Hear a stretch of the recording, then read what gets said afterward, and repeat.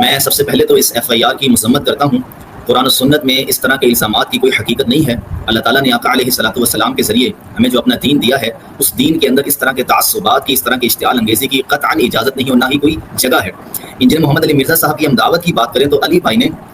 ملک پاکستان کے اندر جس قدر گمراہ کن عقائد پائے جاتے تھے، جس میں عقیدہ توحید کے منافی آپ دیکھ لیں، ہمارے ہاں اہل سنت میں بھی اور اہل تشیع میں بھی عقیدہ توحید کے نام پر جس قدر عوام کو دھوکہ دیا جا رہا ہے، اللہ کے نام پر شرک کیا جا رہا ہے، علی بھائی مرد قلندر کی حیثیت سے اللہ کی توحید کا نعرہ بلند کرتے ہوئے منظر عام پر آئے۔ اسی طرح آقا علیہ الصلوۃ والسلام کی احادیث سے متعلق علی بھائی نے جو نوجوان نسل کو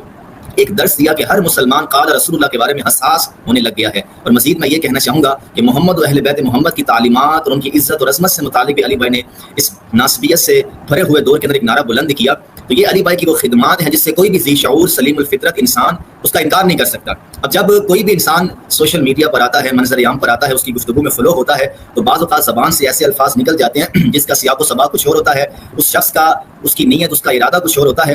لیکن سننے والے اپنی من پسند عقیدت کی بنیاد پر اسے گستاخی شمار کرتے ہیں۔ ہمارے ہاں آپ دیکھ لیں، دین کی صوفیانہ تعبیر ہے، دین کی سیاسی تعبیر ہے، دین کی فقہی تعبیر ہے، ایک دین کی سلفی تعبیر ہے، مختلف نقطۂ نظر آپ کو مسلمانوں میں مل جائیں گے، مختلف منہج مل جائیں گے۔ ایک منہج عقیدت کا بھی ہے کہ مسلمانوں میں منہج عقیدت ان تمام مناہج سے زیادہ غالب ہے کہ ہم اپنی خود ساختہ عقیدتوں کی بنیاد پر دوسروں کو جج کرتے ہیں۔ انجینئر صاحب کے ساتھ بھی ایسا ہی ہوا ہے۔ علی بھائی وہاں پر عیسائیوں کا عقیدہ نقل کر رہے تھے، اس عقیدے کو بیان کرتے ہوئے علی بھائی نے وہ الفاظ آقا علیہ الصلوۃ والسلام کی طرف منسوب کیے جو کہ عیسائی کہتے ہیں۔ نہ تو علی بھائی نے آقا علیہ الصلوۃ والسلام کے بارے میں ایسی کوئی بات کہی، اور حاشا وکلا میں ان علماء کرام کو مخاطب کر کے یہ بات کہنا چاہتا ہوں کہ خدا کا خوف کریں۔ ایک مسلمان سے اس قدر بدگمانی کہ وہ تاجدار کائنات صلی اللہ تعالی علیہ وآلہ وسلم کے بارے میں اس قسم کے الفاظ استعمال کرے گا، یعنی کہ ہم ذاتی اختلافات، علمی اختلافات